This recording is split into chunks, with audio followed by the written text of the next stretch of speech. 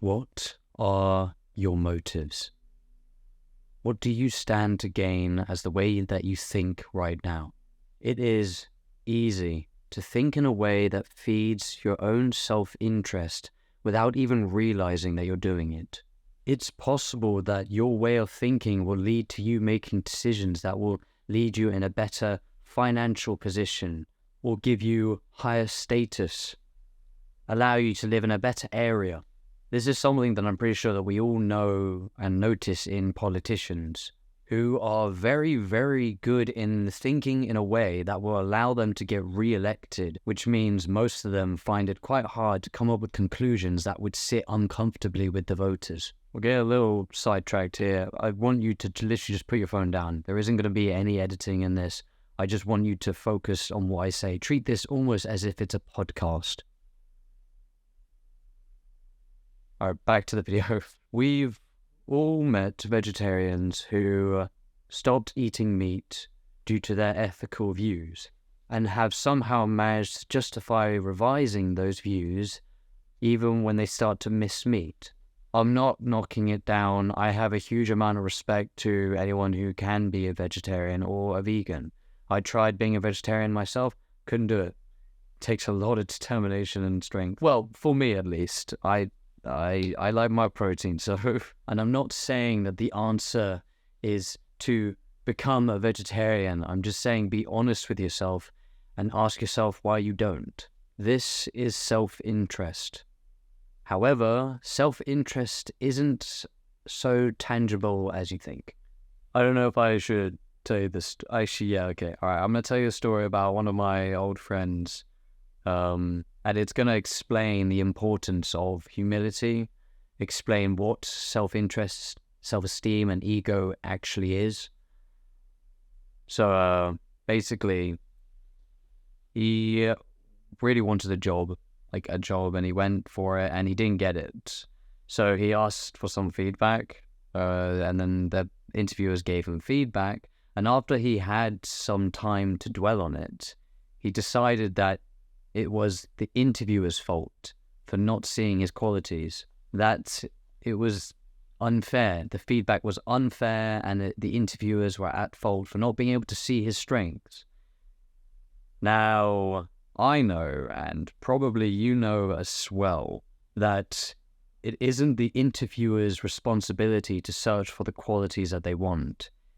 It's your responsibility to demonstrate the qualities. But this guy, he wanted it to be solely put all the blame on the interviewer because it soothed his ego. It helped him cope. He was convinced that he was the best possible candidate ever.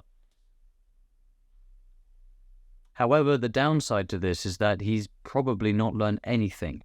His ego got too much in the way, and he's not learned anything from this interview. So when he goes in for another interview at another place, he's more likely to make the exact same mistake. You see, look, this is going to hurt to hear, but you have to be completely honest with yourself. And sometimes you aren't going to like it.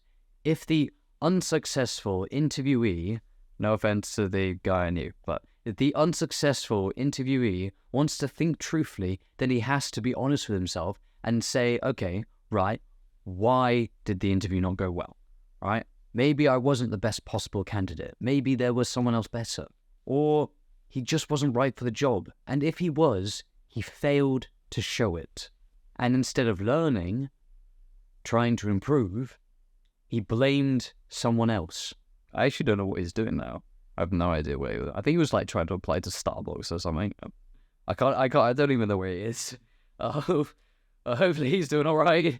Okay, right. This is the quote of the video. The one thing, if there's only one thing that you take from this video, this is the quote of the video. Self-esteem is a big part of what tempts us to skew our thinking. Remember that. Self-esteem is a big part of what tempts us to skew our thinking. You see, this is the difference between your ego and humility. All right, put this in perspective. Okay, right. So, a little rant, but it will help explain. So say you have the guy who is on self-improvement, who's learning about how to wake up properly, have a good productive morning, goes to the gym, learns about how to get more muscly at the gym, gets more confidence, keeps learning about new healthy foods to cook for himself. He keeps learning, keeps improving. And then he gets to a point where his ego, his big, fat fucking ego starts to creep in, starts to peak up. He goes out and he's like, okay, right, I'm at a good point. I don't really need to learn anymore, you know? Oh, these guys are offering to go out to a club, drink a bit, smoke a bit. Well, I've been so good and I've been learning so much. I'm pretty fucking sick. The ego is coming in. I'm sick. I'm muscly. I've been doing the hard work on self-improvement. I'm gonna have a bit of fun. Time to have fun. He lets go of one good habit. Before he knows it, oh, I'm really, you know, I've been doing self-improvement for so long. I'm amazing. Doesn't hurt to, you know, get back into smoking again, back into drinking again. 2, 3 good habits he's let go. Not only that, he starts to pick up bad habits again. I don't need to meditate as much anymore. I've been doing it loads, you know, one day's fine. He starts to lose track of himself. Forgets about the things that made him feel good. Compared to the guy with humility, we go back, he's learning, wants to learn how to meditate better, wants to learn how to be more grateful in life, wants to learn how to learn more at the gym, more workouts, different diets. He wants to learn more and more on this self-improvement journey. And he keeps learning. He doesn't let this ego come in. When he sees another guy at the gym, and sometimes envy is allocated with self-esteem, but when he sees another guy at the gym who's bigger than him, more lean than him, more attractive than him, he looks at him and he gets turned on. No, I'm joking. He looks at him and he thinks, oh shit, he's bigger than me. But you know what? I'm going to get to that point. I'm going to keep learning. You know, I'm going to ask this guy about the tips that he does. The tips, how to get bigger. And he keeps learning. And then he becomes